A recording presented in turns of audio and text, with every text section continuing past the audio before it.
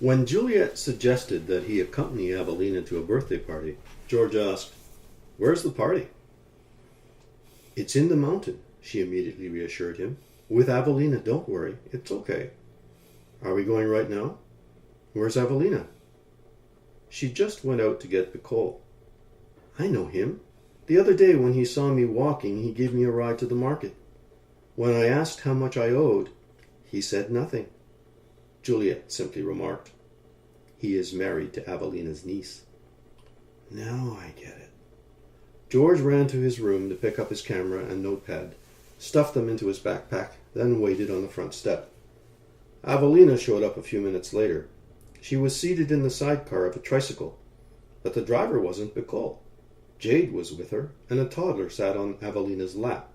The child was singing. "Who's she?" "Bicol's daughter." "Juliet said we'd be going with Bicol." "He is in Iloilo." "What's the driver's name?" "Pato," Evelina replied. "What's his real name?" "I don't know," Evelina replied with a smile. While Pato was checking the traffic, George went to sit at the front of the vehicle, which he assumed was for VIPs. Easier said than done. The roof was quite low, with limited legroom. George inserted his behind first, then pulled his legs inside. "Okay?" Pato asked. With his backpack and his knees under his chin, George shouted, "I'm fine, thanks." The little girl with Evelina was still singing. A few minutes later, George was standing in the middle of a group of children, still in their school uniforms. The outdoor birthday party was in full swing, with the usual bounty on the table. The children's mothers urged him to try the various dishes. "You are not hungry? Eat! Eat!" Evelina had taken Bicol's daughter to play with the kids of her own age. "Do you like the food, Lolo?" Jade asked. "Yes," George replied, distracted. He could hear conversation and laughter from another group a few meters away. A group of men were gathered on a plateau above the back of the house. One or another of the men would glance down at the children's party, then turn back to his companions. "It's now or never." Resolute, George put down his plate and spoon and walked up the rise toward the men.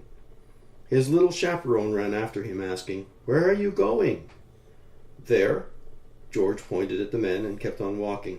A few seconds later, he faced the dozen men, most between their late 20s and mid-30s, who had stopped talking as he came close. They stared at him in silence. "Hi," he said, almost shouting the word. One man replied, "Hi." The rest nodded and smiled. George pointed at the collection of bottles on the ground. "We have Fundador brandy in Canada too."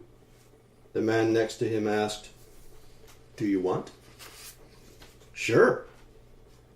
Taking a glass from a small table in front of him, the man emptied whatever was left in it. He poured in some brandy and handed the glass to George. "Are you the bartender?" George asked him. The men burst into laughter. "Yes, I am the bartender." George took a sip. The man gestured for him to down the whole glass. "Drink! Drink!" George drained his glass. "Can I have another shot?" The men laughed and the ice was broken. Even the half-asleep guy in the hammock nearby was laughing. George was pleased. After all his time in the Philippines, he finally felt visible to these men. "What's your name?" he asked the bartender. "Rolando." The bartender was a real hunk. Every part of him was big and strong, including his wide feet with knobby toes. The guy was like a tree, grounded. He had the tan skin of someone who worked day after day under the sun. A man sitting on the ground said, "He has a relative in Canada." "Where?" "Vancouver." The response came from one of the younger men in the group. "I'm from Victoria." "You have to take a ferry to get to Vancouver." George looked at the youth who had spoken on Rolando's behalf. He looked like a teenager, but exhibited the delicate constitution and nervous attitude of a child. Yet every time someone put a fresh drink in his hand, he took it without a word, as if he were the designated reservoir that day. "What's your name?" George asked the boy. A shout came from the hammock. "Mark." "Is that really your name?" Mock smiled. Are you married? Once again, the man in the hammock responded, He has 2 children. How old are they? This time, the answer came from the reservoir. 4 and 3. George nodded that the women down below were watching and no doubt commenting on what was happening with him and the other men. He felt like an actor performing for 2 separate audiences. George apologized for not introducing himself first, but one of the men said, Welcome, George. You know my name? Mock spoke on behalf of the group. You're a friend of Junior. By now, George knew that they were referring to Apin, who had acquired the nickname because his father was also named Zerapin. Still, he had to think before answering the question. Do you know anyone in Igbaras? If he said Zerapin or Apollinaris, people would give him puzzled looks. George decided that from now on he would simply say, I'm a friend of Junior's. Since his arrival, George had felt more like a caricature than a 3-dimensional human being. Children and old men would wave at him, calling him Joe or Cano. George had been longing to meet someone who bothered to ask, So who are you? Now it was finally happening. Although the men seemed drunk, did that really matter? They seemed to be enjoying his company. They were curious about the weather in Canada. They wanted to get his impressions of the Philippines, to find out what Canadians like to drink, and whether they ate pork. George could feel the warmth emanating from Rolando and Mock. One man introduced himself as Chum Chum. Out of the blue, someone asked, Are you looking for a wife? To general laughter. The guy looked like a swimmer, tall, with a slim build and large hands. What's your name? George asked him. Another man shouted, His name is Cano. George laughed. Cano? Like me, eh? His skin is white, the reply came from the hammock. George extended his 2 arms and stood next to Cano. Look, I'm the Cano, not you, he said, comparing his skin color to the other man's. George couldn't see much difference in skin tone between Cano and his companions. He remembered Carmelita saying that her relatives used to compliment Soledad on her light complexion, her Spanish ancestry more evident than in her older sister. George's mind was wandering between times and places. He suddenly awoke when a man asked him, Do you like cockfighting? I've only been once. Why? Chum Chum said, Cano has a farm. You should go. Cano remained silent, so George took the initiative. Where's your farm? Benile. Where's that? Next barangay, Cano replied. Then came the invitation. Do you want to come? When? Not tonight, I'm tired. Tomorrow? Sure, I can pick you up. Do you know where I live? Cano smiled. Each time he did, his gums showed. Rather than being a flaw, the pink gums highlighted Cano's straight, sparkling white teeth. He spoke excellent English. Are you married? Cano didn't have to respond. A backbencher did it for him. He is still looking. In his mid-30s, Cano didn't seem to mind the teasing. Rolando, the bartender, seized a bottle of Emperador and filled George's glass. He then refreshed his own drink, raising his glass to his new friends. George said, Cheers. The men all raised their glasses and shouted, Cheers, Joe! Don't call me Joe. My name is George. In unison they repeated, Cheers, George! Apin had warned George against drinking from another person's glass because of the high rate of hepatitis B in the Philippines. He confirmed it was a contagious disease and asked whether George had been vaccinated against it. George had promised to check his immunization book, but never got around to it. He'd been drinking from someone else's glass since he joined this group of men. Too late now, he decided. George suddenly had a thought. The same way that here in the Philippines he was but a shadow of who and what he was at home, the Filipinos who lived in Canada were reduced to caregivers, nannies, janitors, or staff at Tim Hortons in the eyes of their employers and customers. From the instant that George had joined this private club, each of its members seemed to be telling him, Look at us. We exist and can teach you a few things about life, love, and the joy of being together. Forget what you think of us. We're not simpletons getting our marching orders from the priests or victims of corrupt politicians. George was still standing. He hadn't been offered a seat on one of the crowded bamboo benches. He could feel a longing in his heart. There had been no one in his life since John passed away 7 years earlier. Rolando said, "Do you want to see my farm?" "Sure." Ready to go, George made eye contact with each of his drinking companions. "Thanks for the drinks. Next time, I'll bring a bottle of Fundador or Emperador. Which should I bring?" Cano replied, "Both." They all laughed. Rolando and George started walking. The path was rocky and seemed to have gotten more slippery. He was quite drunk. As they passed by the women and children, Jade asked him again, "Where are you going?" "To his farm. Do you want to go home?" Jade shook her head, turned back to the other children. "My wife is a teacher," Rolando said over his shoulder. He rolled up his yellow t-shirt to cool his chest. George's eyes roamed the man's body from his ebony neck to his round buttocks. "Here?" "No, in Yagao." "Do you have children?" "No, my wife is no good." "What are you saying?" George laughed. "It takes 2 people to make a child." "We are going to adopt a child." Rolando wiped his face with his t-shirt. He was sweating. "It's so hot." "You're sweating. Slow down," George remarked. He wasn't sweating, but he certainly was on fire. Rolando suddenly exclaimed, "Wait." He left the path and walked into the field toward a black cow with white spots that was attached to a picket. After untying it, he dragged the cow behind him. "Is this a native cow? You're taking her inside. Why?" "Cold at night." The 2 men were back on the path. "Were you born in Katirangan?" "My house." "Where?" The man pointed out 3 bamboo houses close to one another. "Do you want to see my pig?" "Sure." The pigsty was nothing more than a 4x4 space with a 3-foot fence and a roof. The pig was making noise, standing up on his hind feet.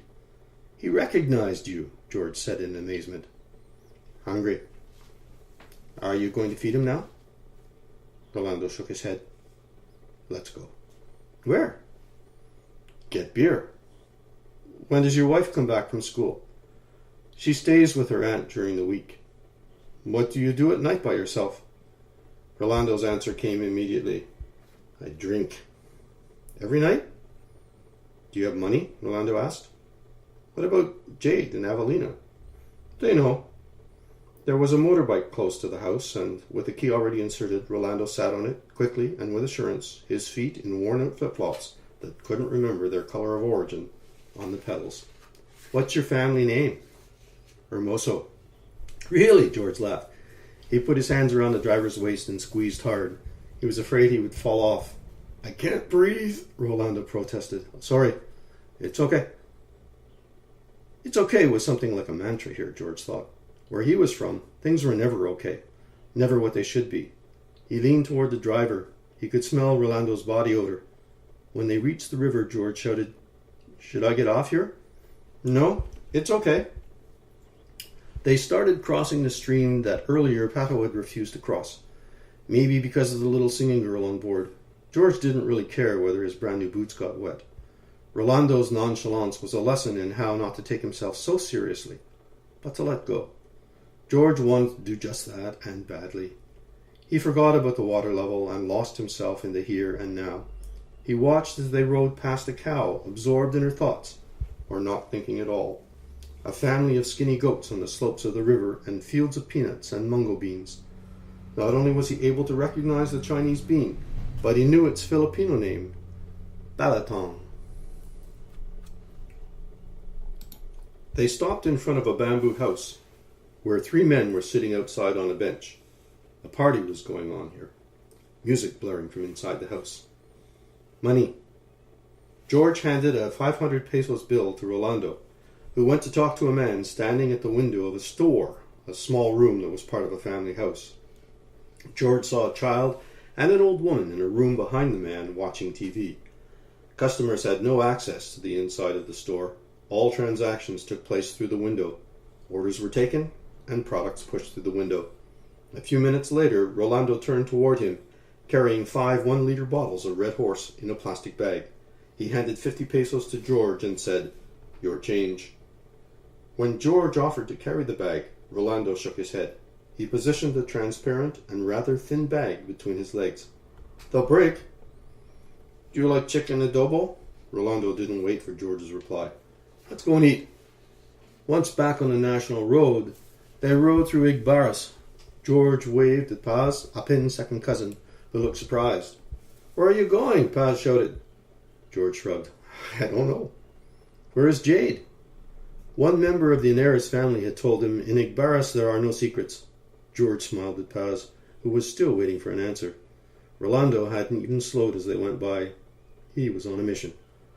A few minutes later they drove up a small hill with several farmhouses situated close together.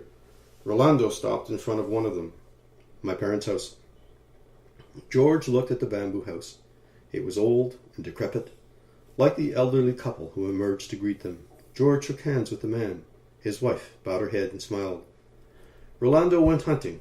There was a colony of native chickens roaming around the house. He caught one and disappeared behind the house. A few minutes later he returned with a plucked carcass in his hands. He'd already served the chicken's head.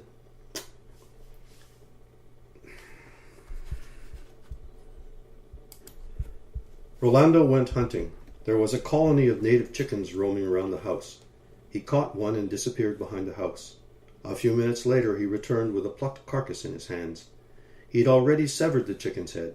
Blood dripped from its neck. Rolando removed his t-shirt and threw it on the rough table where George was sitting. Ignoring his guest, Rolando started a fire in the outdoor pit and held the chicken over it, turning it a few times to burn the dark roots of the remaining feathers. With a knife, he cut the chicken into several pieces, poured oil into a pan, and set it over the fire, then braised the chicken pieces. From a bottle, he took a handful of red seeds. What's that? George asked. Atsuete, Rolando said the words slowly, pronouncing each syllable clearly for his guest's benefit. George heard him, but he was lost in the movements of the cook and the lines of his body. Rolando seized a chair and joined George at the table. He opened a bottle of beer and handed it to George, whose attention was on the man's navel. It was shaped like a delicate flower, quite an oddity considering the size of the man facing him. This bull had once been a baby in a mother's arms. Cheers, Rolando said, raising his bottle. Cheers. Do you have children? Rolando asked. Nope. You don't like children? George replied angrily, as much as anyone else. My wife and I are going to adopt a little girl. What happened to the mother? Her husband is gone. Is he dead? George's question got no answer. George tried a different tack. Where is he? Don't know. Then, much as Carmelita used to do to deflect uncomfortable conversations, Rolando suddenly said to George, I have a woman for you, my neighbor, tall, white skin. What makes you think I'm looking for a wife? Rolando clapped both hands to his pectoral muscles and said, laughing, Big boobs. Rolando served the chicken adobo with cooked rice he'd warmed for a few minutes in the pan. Like his host and cook, George ate with his hands. When they were finished, Rolando stood and said, I will go and get my neighbor. He repeated his earlier gesture and comment, Big boobs. George held his hand up. Stop it! I like men! Ako ai. George looked at him. What did you say? I go pee. Can I go with you? Do you have money? Rolando asked with a laugh.